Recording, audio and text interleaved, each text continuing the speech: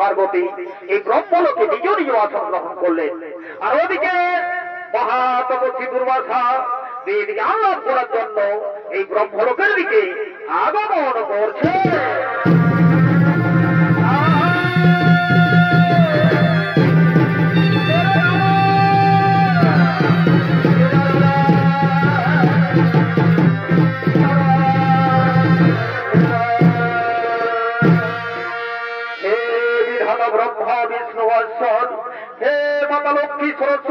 প্রজাপতি এই মহাতপস্বী দুর্বাসা আপনাদের আগাতরণী জানাই সহস্র কোটি প্রণাম, সহস্র কোটি প্রণাম।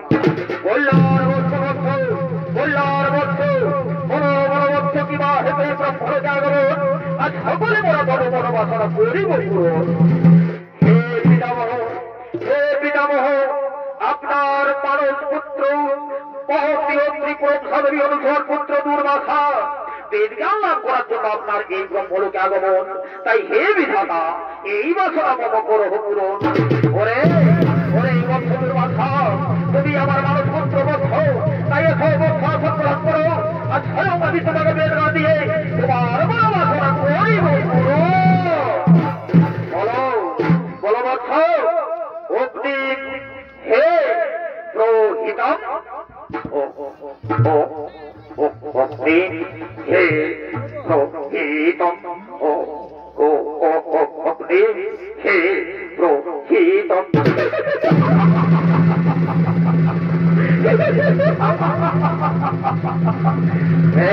দেবী সরস্বতী বড় বড় মাতায় কারণে আগ্রহ করে হাসলে কেন? তুমি কি আমার এই বেদ পড়া সম্ভব? হে বিধাতা, হে বিধাতা, আমি আপনাকে জিজ্ঞাসা করছি, বলুন বলুন বিধাতা, আমার কি এই বেদ পড়া সম্ভব? সারা বছর তোমার বেদ পড়া সত্য নয়, তবে তুমি কি আমার উচ্চারণ সত্য? দেবী সরস্বতী তোমার উচ্চারণ সত্য নয়, কিন্তু বেদ জ্ঞানের কণ্ঠস্বর এই মতো হয় না বলছ। ও আমার কণ্ঠস্বর, আমার কণ্ঠস্বর আপনাকে কর্কশ লেগেছে তাই না দেবী? অর্থাৎ আপনার মতো কণ্ঠস্বর এই ত্রিজগতার কারণ, তাই আপনার বড় অভিমান হয়েছে এই ত্রিজগতে স্বরের স্বামী শুধু আপনি।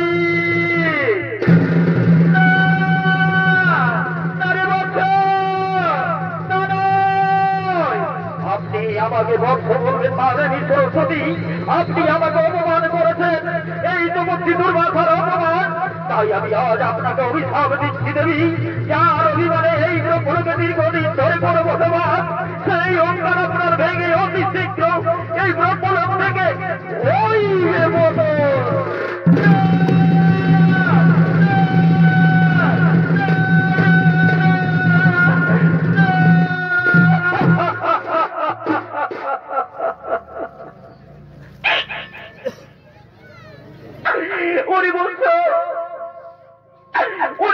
দুর্বাসা এই সামান্য করে আমায় এত বড় অভিশাপ দিও না, অবশ্য দিও না, এই অভিশাপ ফিরিয়ে না।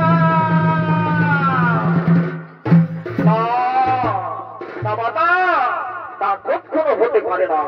যেমন বৃক্ষের পাতা খসে পড়লে পুনরায় জড়ানো যায় না, সেই মতো আমার মুখ থেকে বের হওয়া বাক্য আমি ফিরিয়ে নিতে পারবো না। ও মাতা, আপনাকে এই অভিশাপ ভোগ করতেই হবে, ভোগ করতেই হবে, ভোগ করতেই হবে। সর্বনাশ ঘটালে দুর্বাসা, তুমি জানো না দুর্বাসা, এই ব্রহ্মলোকে যদি দেবী সরস্বতী না থাকে, তাহলে এই ব্রহ্মলোকে বেশ জ্ঞান কে করবে? স্বরের জ্ঞান কে দেবে? সরস্বতী বিনা জ্ঞান বৃদ্ধি কি করে হবে? হে পিতামহ, হে পিতামহ, আজ থেকে দেবী সরস্বতীর জ্ঞান বৃদ্ধির বিকাশ হবে ওই গন্ধর্বলোকে, এবং সেই গন্ধর্বলোকেই দেবী জন্ম নিবে। তুমি আমার সামনে আমার এই ব্রহ্মলোকে আমার দেবী সরস্বতীকে অভিশাপ দিয়ে তুমি তোমার ব্রহ্মলোকে থাকার স্থান যোগ্য বাড়িয়েছ। তাই আজ আমি তোমাকে এই ব্রহ্মলোক প্রস্থান করার আদেশ দিচ্ছি। অতি শীঘ্র তুমি এই ব্রহ্মলোক ছেড়ে চলে যাও। ঠিক আছে বিধাতা, আপনার আদেশ মাথা পেতে গ্রহণ করে নিলাম। আজ আপনার আদেশ অনুসারে আমি এই ব্রহ্মলোক ছেড়ে চলেই যাচ্ছি।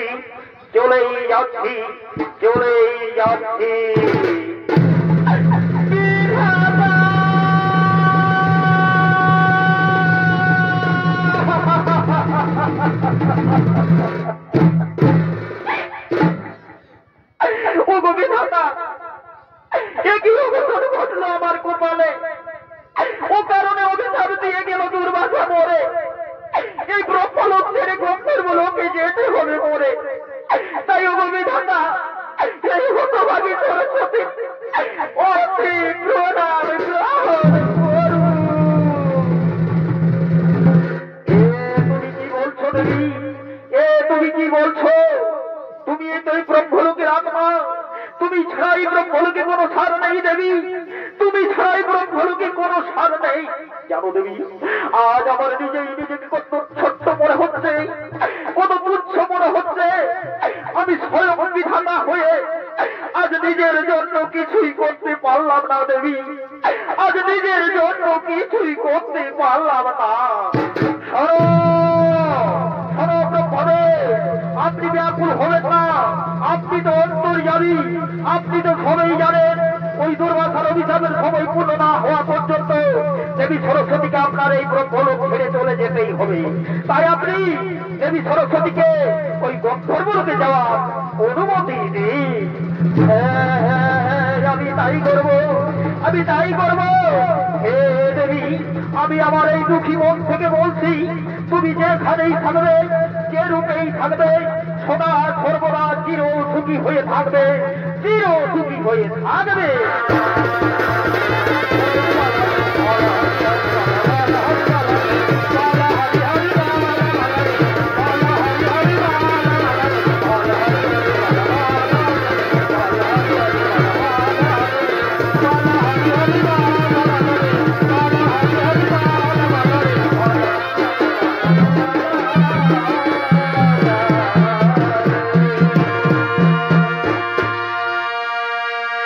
দর্শক মন্ডলী, তপস্বী দুর্বাসার অভিশাপে অভিশপ্ত হয়ে দেবী সরস্বতী গন্ধর্বলোকে গন্ধর্বরাজ বিশ্বাবসুর স্ত্রী চিত্রলেখার গর্ভে জন্ম নেওয়ার জন্য গমন করলেন। আর এদিকে গন্ধর্বরাজ বিশ্বাবসু সন্তান কামনার জন্য ভগবান দত্তাত্রেয়ের যজ্ঞস্থলের দিকে আগমন করছে।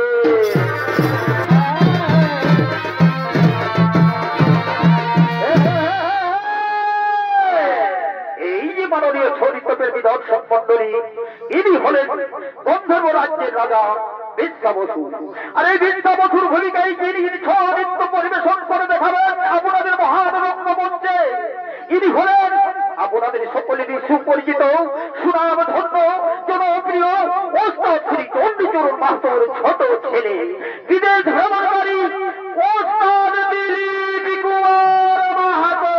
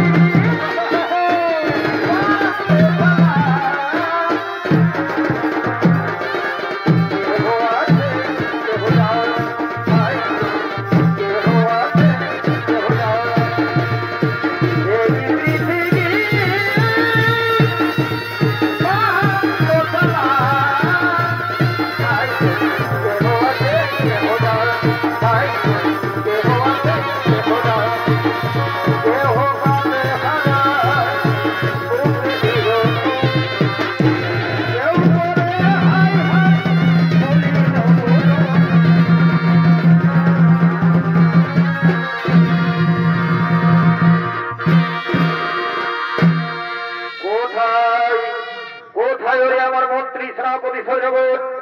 আমি আজ সন্তান কামনার জন্য ভগবান দত্তাত্রেয়ের যোগ সাধনা করবো বলে মনে স্থির করেছি। তাই তোমরা সমস্ত যজ্ঞের সামগ্রী নিয়ে তাড়াতাড়ি ছুটে এসো।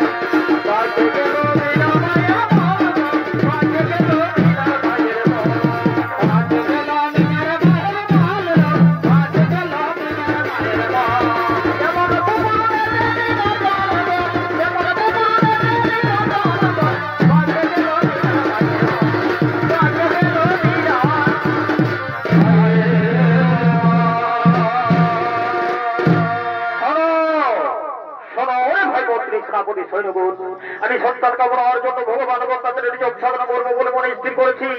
তাই তোমরা সমস্ত যজ্ঞের সামগ্রী আমাকে দাও। আমি এই মুহূর্তে যজ্ঞ আরম্ভ করতে চাই।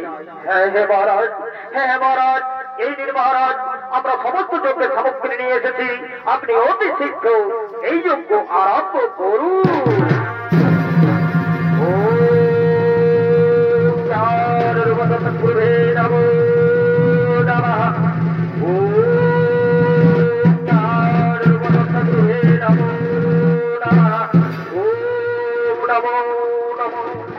হরিবংশ হরিবংশ বিশ্বা বসু যে রেখো বংশ আমি তোমার সাধনে সন্তুষ্ট হয়ে তোমার সর্ব হয়ে এসেছি।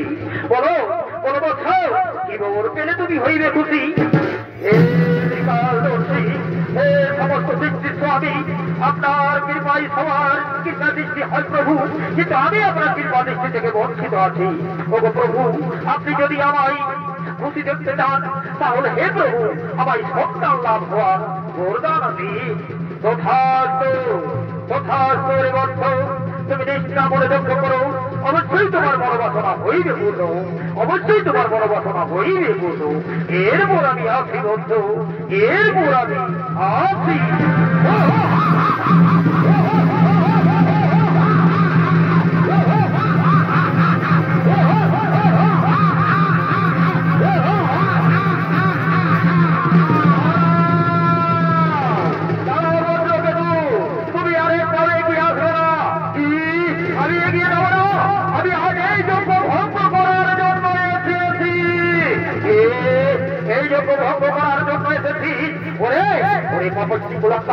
তোরে তো সাহস, তুই এই যোগ্য ভঙ্গ করার জন্য এসেছিস, তবে মৃত্যুর জন্য প্রস্তুত হয়ে যা।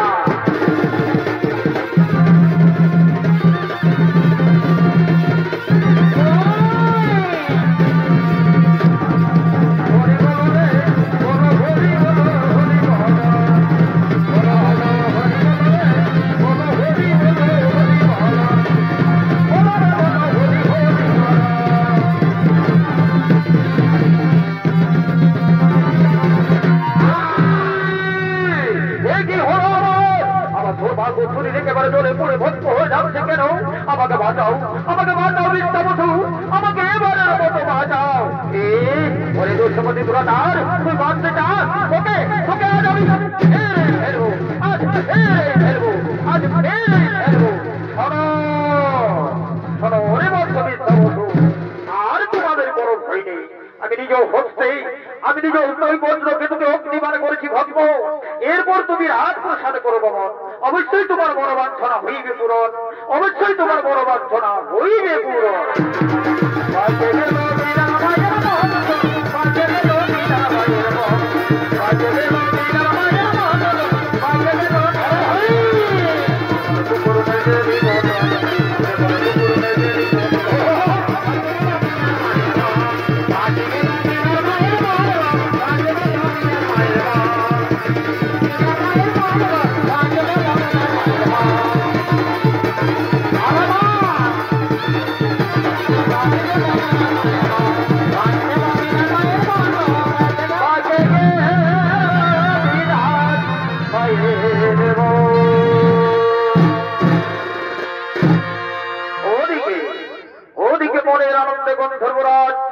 গন্ধর্বরাজ তার মন্ত্রী সেনাপতিদেরকে নিয়ে এই যে রাজপ্রসাদে গমন করলেন।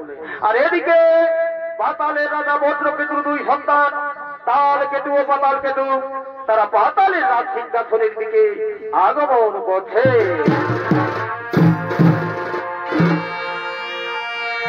তাল কেতু পাতাল কেতুর সামনে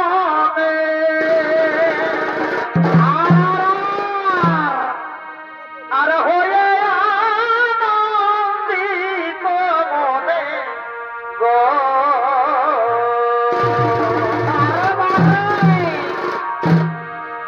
তারা আগমন করে এই রাজা সিংহাসনে।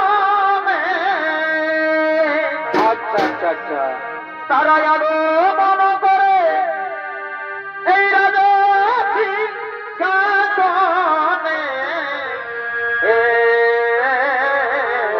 বারো ভাই আজ তারা দু ভাই, তারা দু ভাই আনন্দ মনে, তারা দু ভাই, তারা দু ভাই আনন্দ মনে।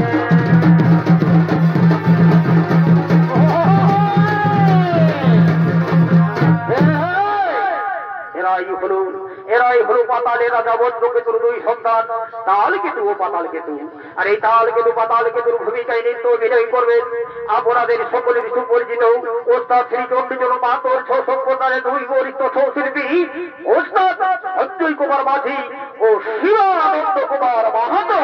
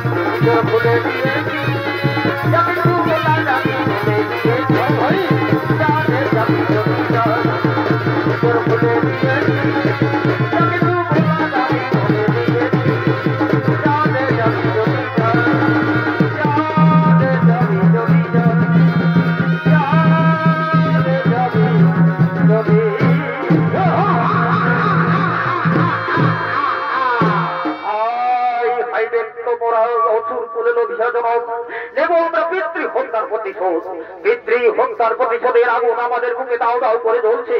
ওরে কোথায় কোথায় ওরে আমার মন্ত্রী সেনাপতি সৈন্যগণ, তাড়াতাড়ি কর আগমন।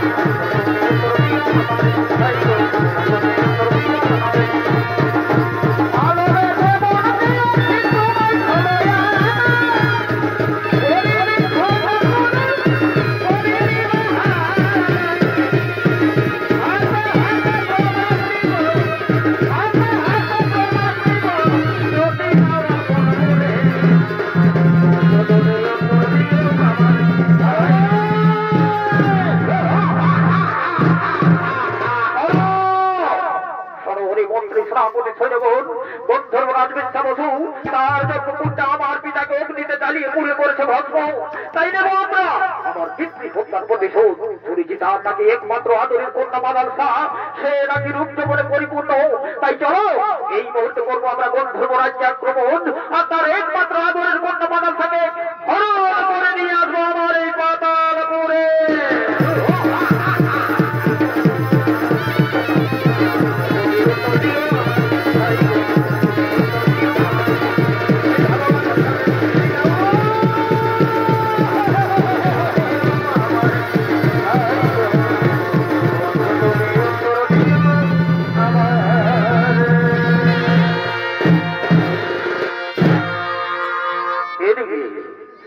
এদিকে পাতালের রাজা বজ্রকেতুর সন্তান তালকেতু মাতালকেতু তার মন্ত্রী সেনাপতি সৈন্যগণকে নিয়ে গন্ধর্ব রাজ্যের রাজকন্যা মাদাল শাহকে হরণ করার জন্য গমন করলেন। আর এদিকে রাজকন্যা মাদাল শাহ তার সমবেতী দাসীদেরকে সঙ্গে নিয়ে বাগানে ফুল তোলার জন্য আগমন করছে।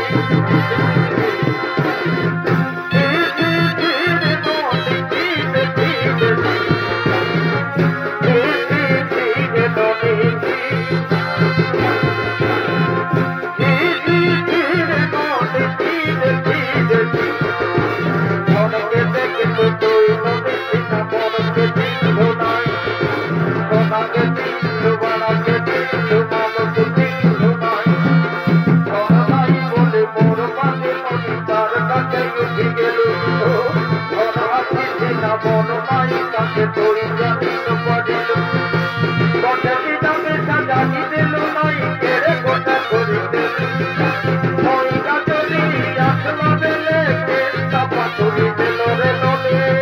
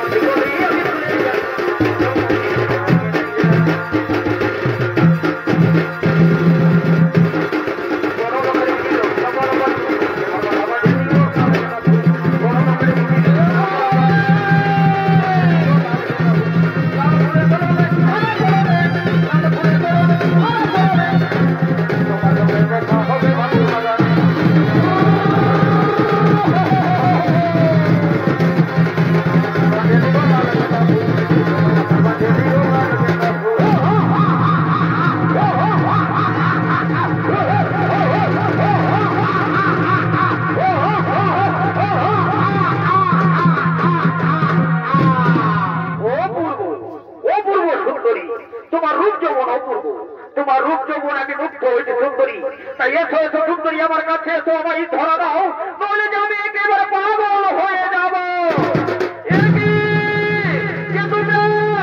এইভাবে আমার মন বন্ধ করে রেখেছ, ছাড়ো ছাড়ো আমার মন ছাড়ো, আমাকে চেপে দাও।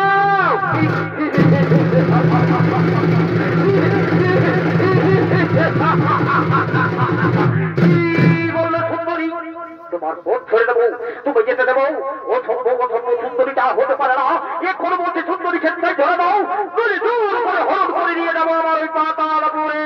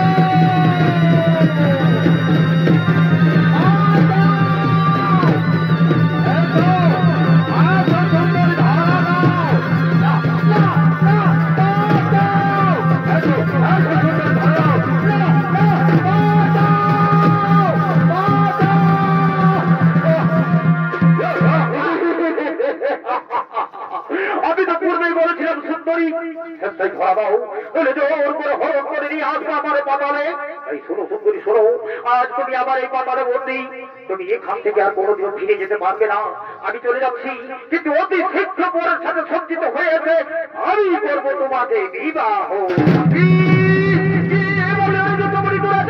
তুই আমাকে বিবাহ করতে চাস, জানি জানি মাছ কথা, ওনারা কিছুই পুরস্কার, আমার যে বিন্দু মাত্র মাছ আসছে, আমি কোনো বিবাহ স্বামী বলে স্বীকার করবো না। এই বলে সুন্দরী আমাকে স্বামী বলে স্বীকার করবে না, করবে কি করবে না তা আমি দেখে নেবো। মন্ত্রী সেনাপতি সৈন্যবল আর বিলম্বে নাই প্রয়োজন, চলো এই মুহূর্তে বলবো আমি আমার রাজপ্রসাদে দেবো, আর অতি শীঘ্র পরের সাথে সজ্জিত হয়েছে এই সুন্দরীকে জোর করে বিবাহ করবো।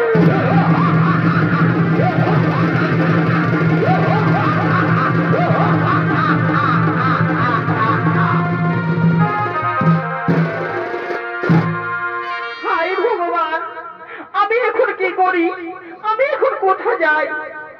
ওই অসুর কুলাঙ্গার বলে গেল সে নাকি আমাকে জোর করে বিবাহ করবে, কিন্তু না, আমি রাজকন্যা, আমি তা কখনো মেনে নেব না। আমি বরং ওই অসুর আসার পূর্বেই আত্মহত্যা করি।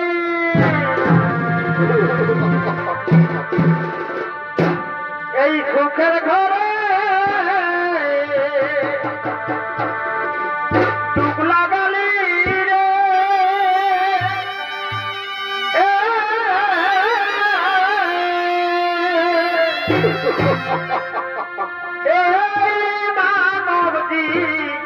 জীবনে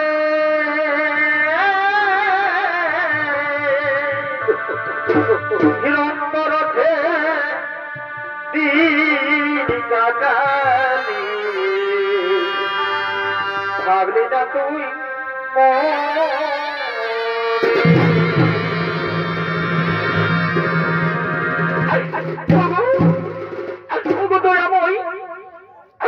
ঠাকুর, আমাকে এখান থেকে বেরিয়ে যাওয়ার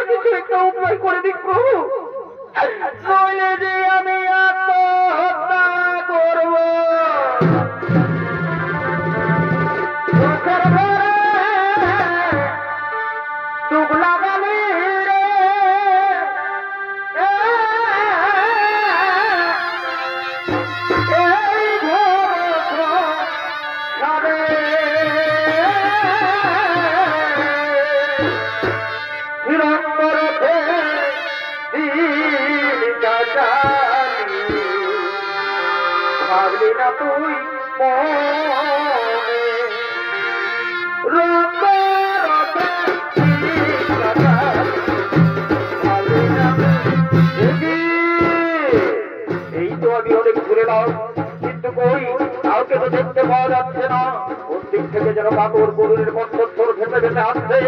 সেই কণ্ঠস্বর শুনে মনে হয় কোন নারীর কণ্ঠস্বর। তবে কি সেই নারী কোনো বিপদে পড়েছে? না না, আমি আর বিলম্ব করবো না, আমি একটু এগিয়ে যাই, আমি একটু এগিয়ে যাই।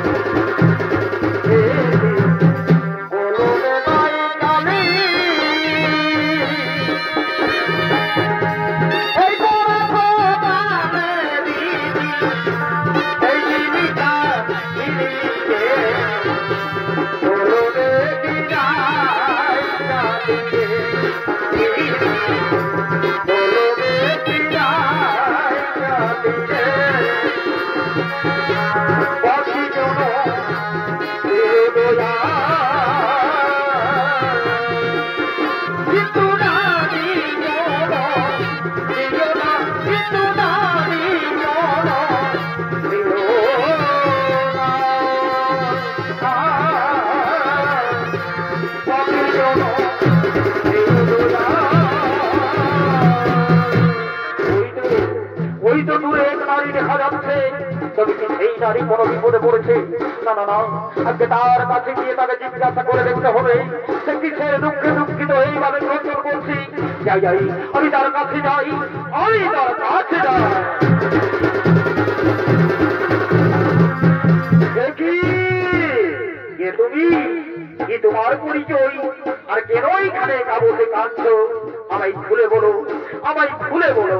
ওগো, দেখে মনে হয় তুমি কোন রাজপুত্র। তার পূর্বে তোমার পরিচয়। আমার পরিচয়, আমার পরিচয় শোনো। আমি রাজা সন্ত্রজিতের পুত্র, নাম আমাদের পুত্র। আমি গিয়েছিলাম কাল্যপুরীর তপবনে। সেই তপবনে সমস্ত ঋষিমুনি তার সকলে যজ্ঞ আরম্ভ করেছিল। এমন সময় পাতাল কেতু গিয়ে সেই যজ্ঞ ধ্বংস করার চেষ্টা করেছিল। আমি তখন সেই পাতাল কেতুকে আমার মানে করেছি আঘাত। এই আমার মানে আঘাত হয়ে এই পাতালের স্বরূপে পালিয়ে এসেছে। আমি তারাই খোঁজে এসেছি এই পাতালে। কিন্তু কিন্তু দেখে মনে হয় তুমিও কোনো রাজকন্যা। কি তোমার পরিচয়? হ্যাঁ, তোমার আমি রাজকন্যা। আমি গন্ধর্ব রাজ্যের রাজা বিদ্যাবতীর একমাত্র আদরের কন্যা বাদালটা। আমি বাবার ফুল তোলার জন্য গেছিলাম। এমন সময় পাতাল কেন আমাকে হরণ করে নিয়ে এসেছে এই পাতালে। পাতাল কেন তোমাকে হরণ করে নিয়ে এসেছে এই পাতালে? তারে তো সাহস করে ওরে দুর্গমতি রাজার কোথায় লুকিয়ে আছিস তুই? আমার চোখে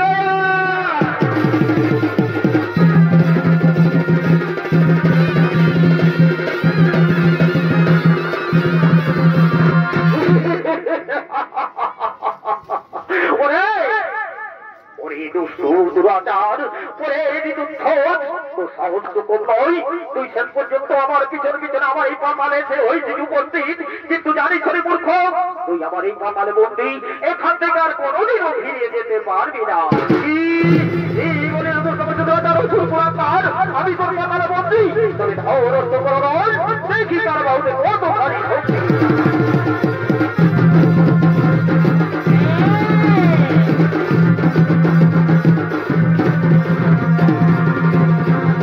Oh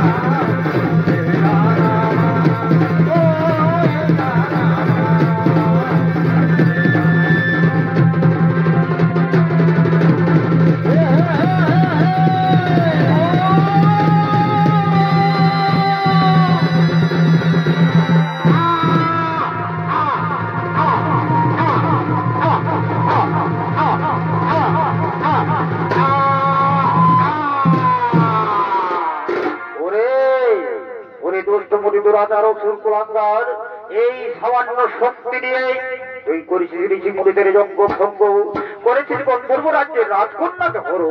তাই তো আমি তোকে দিয়েছি তোর উপযুক্ত শাস্তি। তোর শাস্তি তোর শাস্তি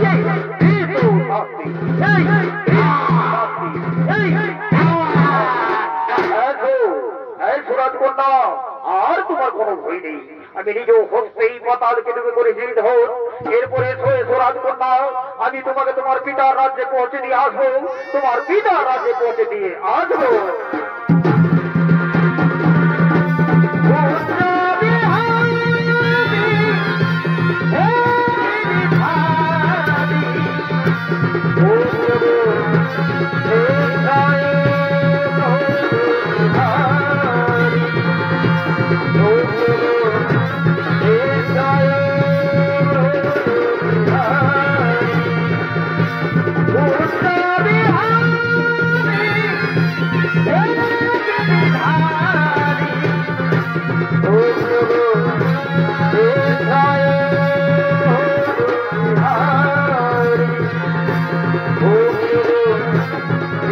Jai